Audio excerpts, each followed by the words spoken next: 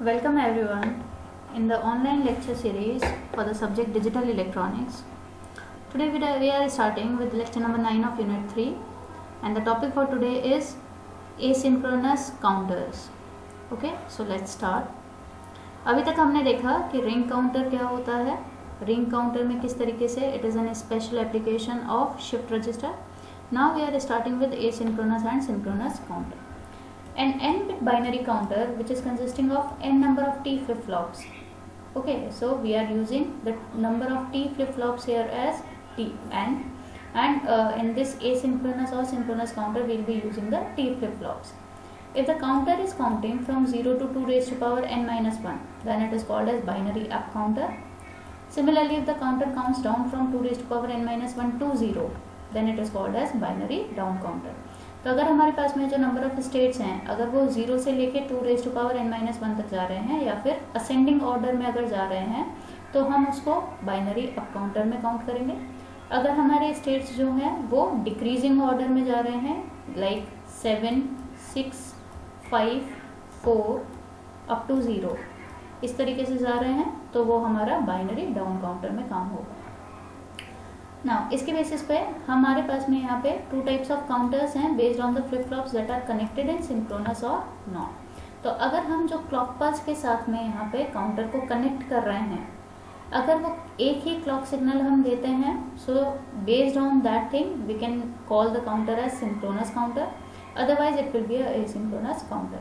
तो यहाँ से हम एक चीज़ बोल सकते हैं कि अगर हमारे नंबर ऑफ स्टेट्स के बेसिस पे हमें काउंटर को डिवाइड करना है तो दो तरीके के काउंटर होंगे, binary up and binary down. इसी तरीके से अगर हमें क्लॉक के कनेक्शन के बेसिस पे काउंटर को क्लासिफाई करना है, so there will be two types of counters, asynchronous and synchronous. So let's see the asynchronous counter first, then we will be starting with synchronous. If the flip-flops do not receive the same clock signal, then the counter is called as asynchronous counter. अभी तक हमने देखा कि हम एक ही clock signal या एक ही clock pulse से हमारे सारे काउंटर्स जो है या सारे फ्लिप फ्लॉप्स वर्क करना स्टार्ट कर देते थे. बट एसिंक्रोनस में ऐसा केस नहीं होता है. एसिंक्रोनस में आप अलग अलग क्लॉक सिग्नल प्रोवाइड करेंगे to the different flip flops. The output of the system clock is applied as clock signal only to first flip flop. यहाँ पे सिर्फ जो पहला फ्लिप फ्लॉप है उसी को ही क्लॉक सिग्नल दी जाती है. बाकी जो रिमेनिंग फ्लिप फ्लॉप हैं they will receive the clock signal from output of its previous stage flip flop. तो पिछले फ्लिप फ्लॉप का क्या आउटपुट रहा था वो नेक्स्ट फ्लिप फ्लॉप के लिए क्लॉक की तरह काम करेगा. Hence the output of all flip flops do not change and affect at the same time.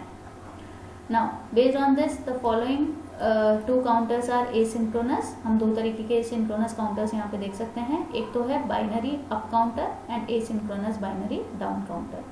So we will study one by one what is asynchronous binary up counter and then we will be having binary down counter. So asynchronous binary up counter में हमारे पास में नाम से ही हमें पता चल रहा है क्योंकि ये एसिंक्रोनस है, दैट मीन्स जो क्लॉक सिग्नल दी जाएगी वो क्लॉक सिग्नल हर एक फ्लिप फ्लॉप को अलग अलग क्लॉक दी जाएगी. अप काउंटर है तो इसके अंदर जो स्टेट्स होंगे वो चलेंगे इंक्रीजिंग ऑर्डर में या असेंडिंग ऑर्डर में फ्रॉम 0 टू 2 की पावर n माइनस 1. अगर यही बाइनरी डाउन काउंटर होता तो यहाँ पे 2 raise to power n minus 1 से लेके 0 तक के स्टेट्स चलते हैं. An n-bit asynchronous binary up counter consists of n number of t flip-flops. It counts from 0 to 2 power n minus 1. इसका जो ब्लॉक डायग्राम है वो कुछ इस तरीके से है. This is the block diagram of 3-bit asynchronous binary up counter. यहाँ पे हम जो फ्लिप फ्लॉप यूज कर रहे हैं that is a T flip flop. Now this is very important कि हम जो क्लॉक सिग्नल प्रोवाइड कर रहे हैं वो सिर्फ फर्स्ट टी फ्लिप फ्लॉप को जा रहा है, बाकी किसी को हम क्लॉक अलग से नहीं दे रहे हैं, सिस्टम क्लॉक नहीं दी जा रही है. यहाँ नेक्स्ट जो फ्लिप फ्लॉप है this is our first flip flop, इसको क्लॉक जो दी जा रही है वो इस फर्स्ट फ्लिप फ्लॉप के आउटपुट के अकॉर्डिंग दी जा रही है. यानी इस नेक्स्ट फ्लिप फ्लॉप के लिए ये जो फर्स्ट फ्लिप फ्लॉप का आउटपुट है वो क्लॉक की तरह काम करेगा. इस थर्ड वाले टी फ्लिप फ्लॉप के लिए इस सेकेंड वाले फ्लिप फ्लॉप का जो आउटपुट है that will work as the clock. Now here we can see that a bubble is there, so it is a negative edge triggered flip flop, or we can say it will work on the falling edge of the clock. The next thing that we are seeing here is कि हमने इस T flip flop के state को set किया है as 1. तो हमें पता है जब भी हम T flip flop में टॉगल फ्लिप फ्लॉप में जब स्टेट हम सेट कर देते हैं 1, तो output will toggle between 0 1 0 1 0 1 after the application of each clock pulse. तो आउटपुट यहाँ पे टॉगल ही करता रहेगा इन दोनों स्टेट्स के बीच में. So and here we are getting the output of the counter from each of the flip flop. तो यहाँ से भी हमें आउटपुट मिल रहा है, यहाँ से भी आउटपुट मिल रहा है, एंड यहाँ से भी हमें काउंटर का आउटपुट मिल रहा है. तो हमारे जो नंबर ऑफ स्टेट्स है वो हर एक फ्लिप फ्लॉप से हम काउंट कर सकते हैं. So this is the circuit और this is the structure for the this particular asynchronous binary up counter. Now let's move ahead. The 3-bit asynchronous binary up counter contains T flip flop and T input of all the flip flops are connected to 1. हर एक flip flop को यहाँ पे 1 पे set किया है हमने. All these flip flops are negative edge triggered, but the output change asynchronously. That means it is independent of the clock for the first input. The clock signal is directly applied to the first T flip flop, so the output of first T flip flop toggles for every negative edge of the clock signal. The output of first T flip flop is applied as clock signal for second T flip flop, so output of second T flip flop will toggle for every negative edge of output of first T flip flop. तो जब भी हमें first T flip flop के output की negative as मिलेगी, second flip flop का जो output है वो टॉगल करेगा. इसी तरीके से हमारा थर्ड के लिए काम करेगा. तो initially from right most to left most हम ये मान के चल रहे हैं कि हमारा जो फ्लिप फ्लॉप है इनिशियल स्टेट में वो है 0 0 0 में. Q2 और Q0 जो है यहाँ पे हमारे MSB और LSB हैं. हम इसकी ट्रुथ टेबल और इसके टाइमिंग डायग्राम से इस particular asynchronous binary up counter की वर्किंग को समझ सकते हैं. तो पहले हम इसका टाइमिंग डायग्राम देखते हैं कैसे ये काम कर रहा है. सो सी, जैसे ही हमने यहाँ पे क्लॉक पल्स प्रोवाइड करी 1 2 3 4 5 6 7 8 9 10, हम कितनी भी यहाँ पे क्लॉक पल्सेस का डायग्राम बना सकते हैं.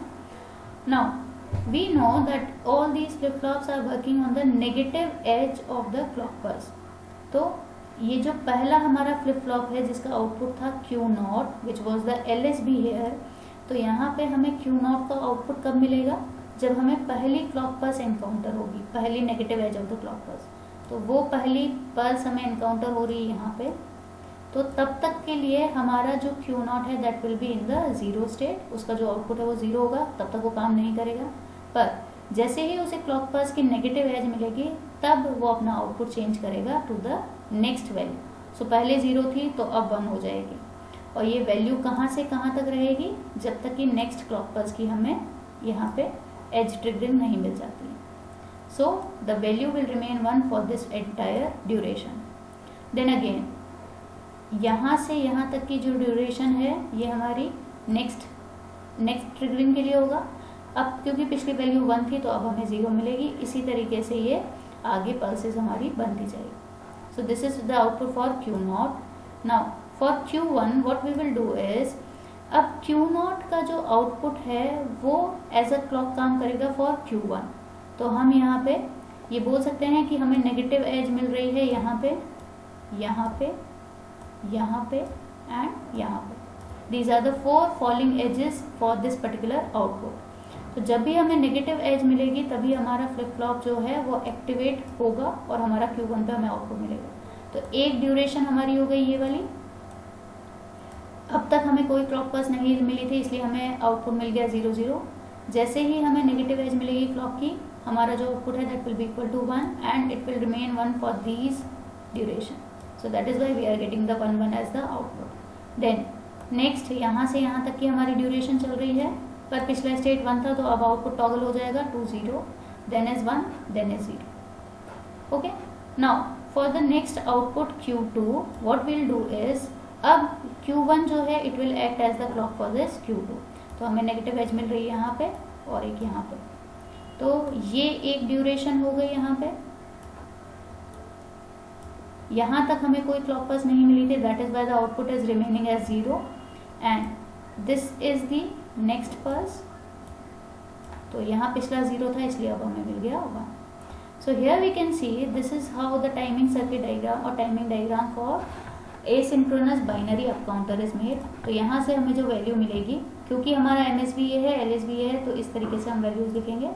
That will be 0 0 0, that will be 0 0 1. This is equal to binary 1, 0 1 0 binary 2, 0 1 1 binary 3, 1 0 0 4, 1 0 1 5, 1 1 0 6, 1 1 1 7 and finally 0 0 0 8.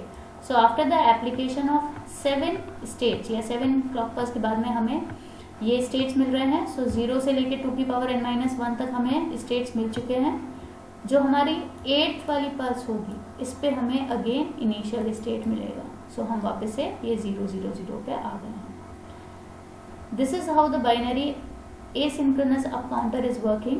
Now if we want to see the truth table, so truth table भी हमारी यही है कि जब हमारी कोई क्लॉक पल्स नहीं थी उस टाइम पे हमारा Q0, Q1 और Q2 0 0 0 थे. जैसे ही हमें 1 मिला हमें 1 0 0. So this is how this is working. So this is MSB and this is LSB. So the value is 0 0 1 and this is equal to binary 1 and so on. So this is how the binary asynchronous up counter is working. Here we are getting the states from 0 to 2 की power n-1 and the clock is connected differently to each of the circuit. So that is all for asynchronous binary up counter. In the next lecture we will study about asynchronous binary down counter. Till then, that's all. Thank you.